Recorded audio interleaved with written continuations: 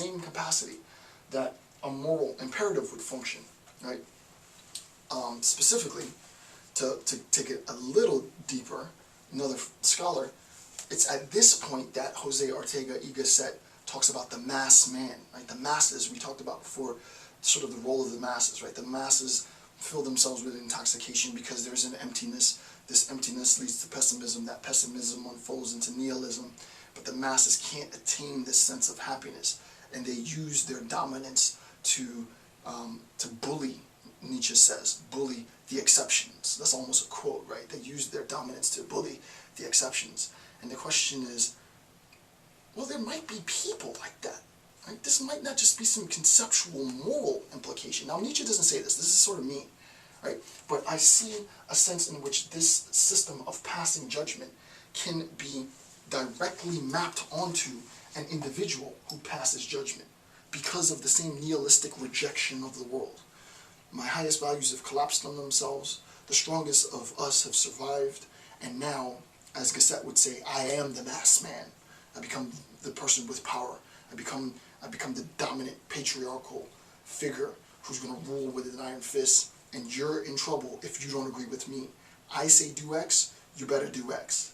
I say do X and you don't do X, well, there's going to be judgments. There's going to be consequences for not conforming. This is sort of like, in a sense, right? And I think this is a little bit more probably controversial, but I really love the idea.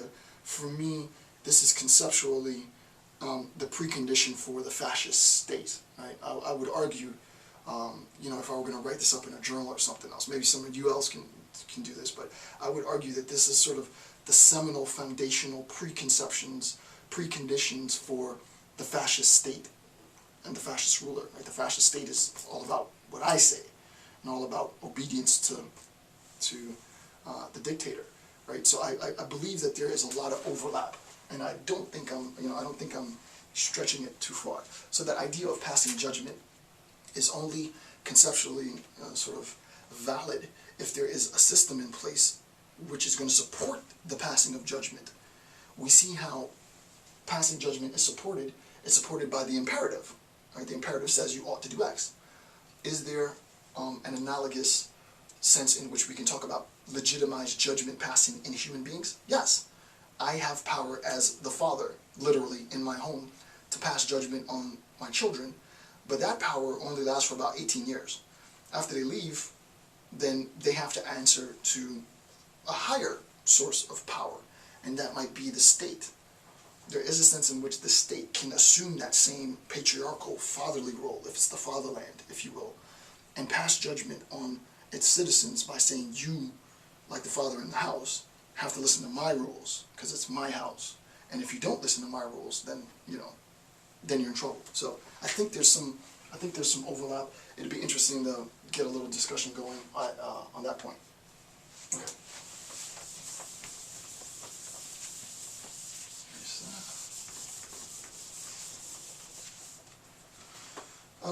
The next is the notion of decadence. Right? He talks a bit about the notion of decadence. Right?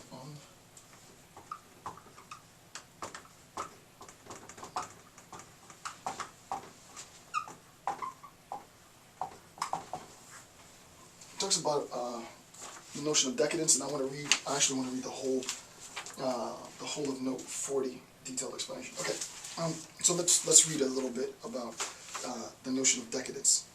The concept of decadence, waste, decay, elimination, need not to be condemned. They are necessary consequences of life, of growth, of life, again. Right? So waste, decay, elimination.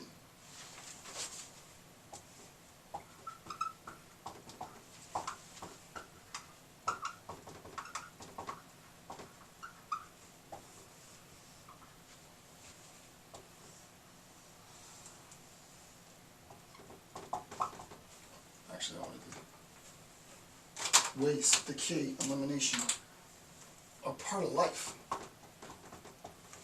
Right? Waste, decay, elimination are part of life. So within, I decided to make my set a square rather than a circle, nonconformist.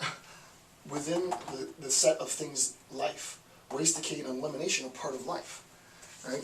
This sort of destructive element is part of existence in a Heideggerian sense. I don't want to get off topic, but we are being towards death. Death is part of our existence, right? It's not an outside force that comes, and I don't want to jump too ahead, but it's not this outside force that comes and robs us of something. Death is who we are. Death is internalized within our existence. To be alive is to be one that will die. We are, in this Heideggerian sense, being towards death, moving towards death. So the concept of, again, the beginning, the concept of decadence, waste, decay, elimination, need not be condemned. They are necessary consequences of life, of growth of life.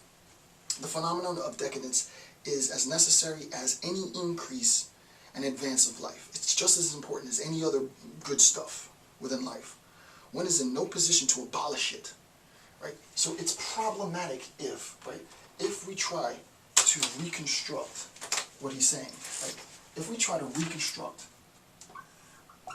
now you'll be able to see where this is going. Right? This is. Let's go to ought. If we try to reconstruct life,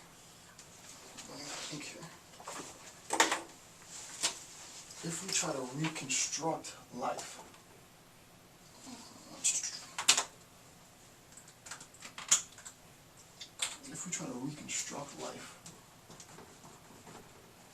right, such that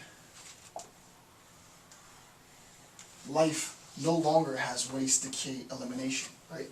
So, what he's saying, this is important, and this is genius of Nietzsche, right? He begins with positing the highest moral imperative, and the highest values become devalued.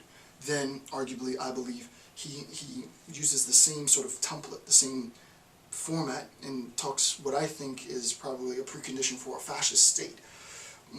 But not only that, then he uses the same template again to talk about the distinction between what is life and what this sort of perversion of life as a posited imperative, this highest conception of life, which is diseased in a sense, this life that doesn't have death, that doesn't have decay, that doesn't have elimination in it, right?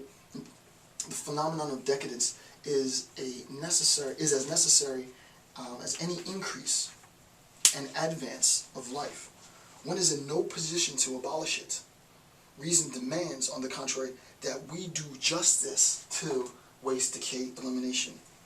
It is a disgrace for all socialist systematizers that they suppose there could be a circumstance, social combinations, in which vice, disease, prostitution, distress would no longer grow.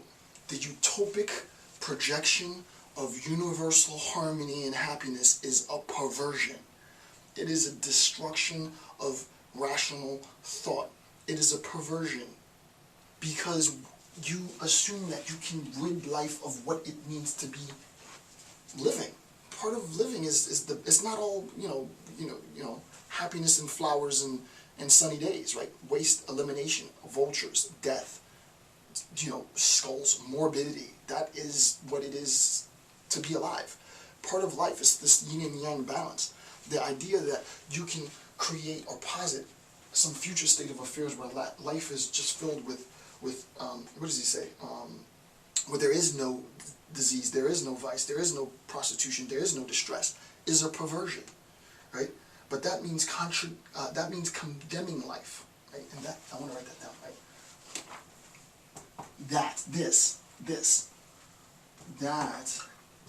That here means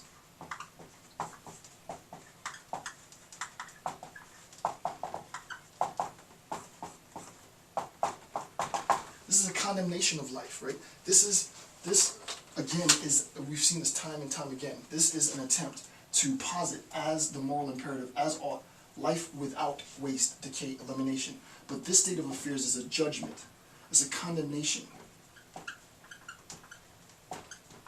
It's a condemnation on what it is to be alive.